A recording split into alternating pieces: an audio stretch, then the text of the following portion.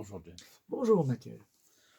Donc je suis certainement parmi les privilégiés, puisque moi j'en suis à ma deuxième lecture sur papier, puisqu'il a été publié au mois de janvier maintenant. Mais j'ai eu la chance de le lire à l'époque où il était encore en cours d'élaboration, tous les chapitres qui composent ce livre. Et ma question est la suivante. Tu parles beaucoup de confédéralisme et définir la musique suisse par son confédéralisme. Le confédéralisme, quelque part, véhicule une éthique. Est-ce qu'on peut parler de musique confédérale et de musique éthique de ce fait? Alors ça c'est une question centrale puisque en effet dans mon vocabulaire de prédilection, les mots confédéral et éthique sont très souvent cités. Et en effet, je pense que l'idée du fédéralisme, tel d'ailleurs que Denis de Rougemont l'a magnifiquement défini tout au long de son parcours d'intellectuel, est fondée sur la notion de personne. Dans sa dimension chrétienne, on pourrait dire la personne, c'est le prochain. Et le fédéralisme, de ce fait, a une dimension éthique. Alors, en effet, je préfère le terme éthique peut-être à celui de morale, parce que morale, ça peut conduire à des ambiguïtés, moralisme, etc. Dans une époque où le langage est souvent, hélas, source de confusion, l'idée de l'éthos, qui est un mot grec, est d'ailleurs associée dès les philosophes de l'Antiquité grecque à la musique, entre autres. Alors en effet, bien sûr, à partir du moment où j'ai prétendu que la musique suisse, en tant que telle, qu'elle existe, qu'elle s'incarne, elle ne peut qu'émaner de la façon dont le pays s'est organisé au cours des siècles. Bien sûr, la Confédération helvétique n'est pas sortie d'un chapeau au mois d'août 1291. Ça, c'est un peu, disons, le folklore qui a été chamboulé, mécompris. Ça, je l'ai expliqué dans un entretien précédent à propos des sources. Mais cette confédération, elle s'est bâtie au cours des temps en tenant compte le plus souvent, quand on lit les textes des uns et des autres, pas seulement des musiciens, des compositeurs, des théoriciens, mais de tous les témoins de cette évolution historique, elle s'est bâtie sur l'idée qu'il fallait unir et diversifier. C'est l'unité dans la diversité, avec le respect de chaque caractère. Alors, effectivement, ce sont les caractères linguistiques, d'une part, mais c'est surtout ce qui s'enracine dans un sol, dans un paysage, dans une âme. Et ce pays, en effet, a donc une âme. Alors, la musique n'étant pas séparée de l'histoire, n'étant pas séparée de l'art en général, c'est-à-dire de la poésie, de la peinture, de l'architecture, de toutes les formes d'expression imaginative, elle est associée naturellement, et c'est presque une exigence de l'esprit, à cette dualité entre éthique et esthétique. Et je dis bien esthétique et non pas esthétisme.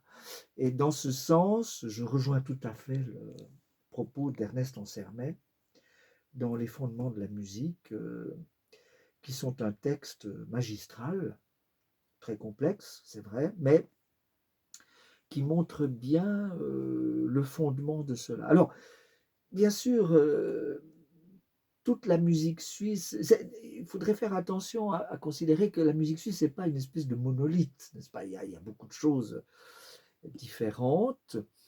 Si je pense à des compositeurs qui sont très nourris par les sources directement, j'ai parlé d'Émile Jacques Dalcroze l'autre jour, Gustave Doré, Joseph Beauvais, enfin, je pense à ceux-là qui sont des fondateurs par ailleurs, mais en même temps, il y a des compositeurs qui vont utiliser un langage plus complexe, Et là, tout de suite, j'ai en tête Fritz Brunn, qui est un grand symphoniste, hélas complètement oublié, mais qui use d'un langage qui ne renie pas du tout ce que les trois premiers que je viens de citer ont valorisé, mais qui va vers une sorte d'exégèse de la mélodie et qui, de ce fait, complexifie, bien entendu, mais en tenant toujours compte de cet ethos humain, de cette capacité parfois à le transgresser, et c'est ce qu'on peut entendre chez des compositeurs qui vont aux limites de la tonalité, par exemple, qui sont en rupture avec la mélodie, mais qui néanmoins font des recherches pertinentes parce qu'ils sont eux-mêmes tourmentés et qu'ils ont peut-être le sentiment de perdre le nord, c'est-à-dire le nord éthique. Je pense à, par exemple, tout de suite, Meshinger, par exemple, qui est un compositeur aussi très oublié, qui écrit une musique qui n'est pas forcément de nature à nous réconforter immédiatement, et qui va peut-être plus nous déranger. Mais tout ceci, oui, ne devrait pas faire croire au lecteur que ce sont des catégories abstraites. Hein. Ça correspond véritablement à des réalités. Voilà. Est-ce que je réponds à ta question dans ce sens? Et justement, dans ton livre, toutes les citations des gens que tu cites, ce qui frappe, c'est la force de la nature. Oui.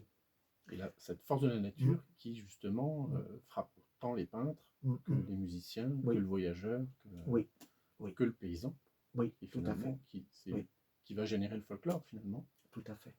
Et moi, ce que je ressens quand je pratique cette musique, parce que je suis moi-même musicien, donc français, et je pratique donc le folklore français, et j'ai découvert, grâce à toi d'ailleurs, le folklore suisse, c'est que c'est une musique qui fait du bien, c'est une musique qui apporte de la joie. Et on peut penser à Platon qui disait vérité, beauté, bonté. Oui. Cette musique, c'est vérité, beauté, bonté aussi. Oui. Et c'est-à-dire qu'elle est épanouissante. Oui. Oui, la musique, fondamentalement, est source de consolation. Ça ne veut pas dire qu'elle utilise un langage sentimental douceâtre. Non, source de consolation, ça peut aussi montrer, comme c'était le cas, j'imagine, dans la musique des tragiques grecs, Échille, etc., Sophocle surtout, avec la catharsis, choquée en même temps. Parce que la consolation, c'est pas quelque chose d'éplorant, déploré. C'est quelque chose qui peut nous secouer aussi, et on n'est pas consolé par magie. C'est l'aboutissement d'un long processus psychologique. Et c'est le fameux cheminement, la fameuse line of beauty que je cite souvent de Hogarth, et qui est parfois un peu tortueuse d'ailleurs, qui peut nous conduire vers des impasses. C'est pourquoi tu parles de folklore, justement, le conte est aussi très, très important, parce qu'il fait partie de cette recherche. Et le conte que j'ai cité dans le chapitre Les sources sur la création du corps des Alpes est très parlant. On a l'impression que, au fur et à mesure de l'épreuve que subit ce jeune Rès, il y a le questionnement, et au départ, il n'est pas vraiment consolé. Il ne sera consolé que lorsqu'il aura surmonté les trois questions, qui sont, pour autant qu'on peut le savoir assez rapidement, des pièges.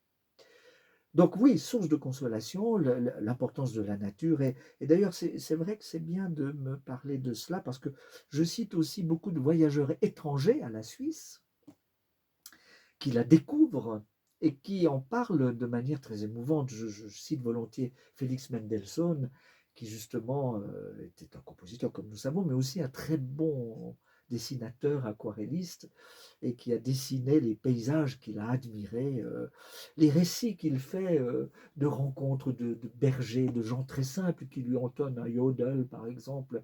Il est émerveillé par tout cela, et c'est très important justement d'avoir aussi ce regard extérieur, cette admiration de la nature qui là encore n'est pas du tout sentimentale. Elle est fondée sur un effort, parce que gravir les montagnes, ça suppose effectivement beaucoup de transpiration, et on l'entend justement aussi dans la musique de Schumann, qui a traduit magnifiquement le Manfred de Byron, qui lui aussi, malgré son âme un peu presque diabolique, on pourrait dire, Lord Byron n'est pas un auteur tranquille. Tout à coup, il est apaisé hein, quand il découvre ce lac, alors que c'était en 1816, à une époque où la météorologie n'était pas très clémente, où il y avait des tempêtes, et il a sublimé en quelque sorte cela. Et voilà, je dis sublimé, et la notion de nature, de paysage, le sublime, c'est une notion aussi très importante que je traite par rapport à la peinture, bien entendu, mais aussi par rapport à la musique. Le sublime, c'est la terreur surmontée. Donc le sublime, quand on arrive au sublime, on en arrive à la notion de on est consolé en quelque sorte. La sublimation, c'est justement la dissolution de toutes les scories, de tout ce qui nous empêche d'être dans la joie, en effet. Oui. Et on peut parler de combativité, du coup. Oui, alors ça, c'est aussi un mot très important. Quand on parce pratique que, cette musique, oui, oui, oui. la modulation, quelque Oui, part, c'est la combativité. oui, tout à fait. Oui, oui. Renouveler le combat sans cesse. Oui, oui, oui. Enfin, moi, c'est comme ça que je le ressens. Oui, alors c'est très juste. Et puis ça, c'est une chose qu'on entend particulièrement chez des compositeurs comme Hans Huber, Hermann Suter, qui sont vraiment des chevaliers de la tonalité et qui mènent, oui, un combat. Ce sont des héros en quelque sorte. Oui, il y a quelque chose de magistral dans cette œuvre. Et justement, c'est ça qui est intéressant par rapport à la musique confédérale, c'est que chaque partie linguistique aura aussi telle caractéristique, justement. C'est pas un bloc uniforme. D'ailleurs, la Suisse, c'est ça qui est merveilleux, c'est que c'est pas très grand, en fait. Mais on peut changer très vite de paysage. Bien sûr, il y a beaucoup de montagnes en Suisse, c'est un pays alpin, mais il y a aussi la plaine, la campagne, les forêts, les villages, etc. Il y a les villes, bien entendu. Et c'est ça qui est fascinant, c'est qu'on peut passer très vite, même sur quelques kilomètres, d'un état d'esprit à un autre, parce que l'idée de confédération est basée sur la commune, sur la racine, sur le lieu d'origine. Justement, nous sommes originaires moi je suis né à Lausanne, mais je suis originaire de l'Apra, hein, donc dans le canton de Vaud, et c'est indiqué ainsi sur les passeports des citoyens suisses. C'est cette dualité du lieu d'origine, donc qui nous ancre dans un ensemble, dans un mythe en quelque sorte, et puis le lieu de la naissance, qui est le lieu physique, au fond. Oui, merci d'évoquer la combativité. Et peut-être qu'on pourrait parler aussi des influences dans ce sens-là, puisque je parle des 4 régions linguistiques, et on est bien d'accord. Bien sûr, dans mon livre, je mets surtout en perspective les parties latines et les parties alémaniques. Mais dans la partie latine, je n'oublie pas, bien sûr, les Grisons, le Tessin, où le folklore est absolument prodigieux et où la pratique, par les chorales, les ensembles de cuivre, d'harmonie, enfin toute la pratique musicale, disons, est florissante. Et on entend toutes ces couleurs, justement, Oui, dans cette musique. oui. Mais en même temps, le fil conducteur, c'est ce qu'on disait au début, Mm. c'est vraiment l'éthique. Oui, c'est La joie, l'éthique. la liberté. Oui. Et c'est ça qui revient, moi, je trouve. Oui, oui, alors merci de le remarquer. Et pour ça, la Suisse, est, de par son modèle démocratique, qui est quand même assez exceptionnel, est restée très indépendante par rapport à d'autres façons de vivre. Alors on me pose souvent, on me dit oui, mais est-ce que finalement la musique de la Suisse romande, est-ce qu'elle ne serait pas influencée par la France, la musique suisse alémanique par l'Allemagne, l'Autriche, etc. La question des influences est une question qui relève du mystère, parce que bien sûr qu'on n'est pas hermétique, il n'y a pas les frontières, c'est quelque chose d'inventé par les hommes. Mais bien entendu que les influences, les voyages permettent ces échanges. Et ça, j'ai beaucoup insisté vers la fin du livre sur ces gens qui ont traversé la Suisse, ces étrangers, si on peut dire, et qui s'y sont installés parfois, et qui donc ont apporté de leur propre culture, et puis ont aussi été respectueux de l'endroit qui les accueillait, parfois dans des circonstances dramatiques. Je pense à Paul Hindemith, par exemple, qui fuyait l'Allemagne nazie et qui a vécu en Valais, et à la fois dans le canton de Vaud, donc deux cantons très différents au demeurant, et qui a beaucoup apporté à la Suisse. Donc on ne peut pas négliger l'environnement extérieur, mais là encore c'est une sorte d'alchimie. Et je pense que personne n'est propriétaire d'une création, au fond.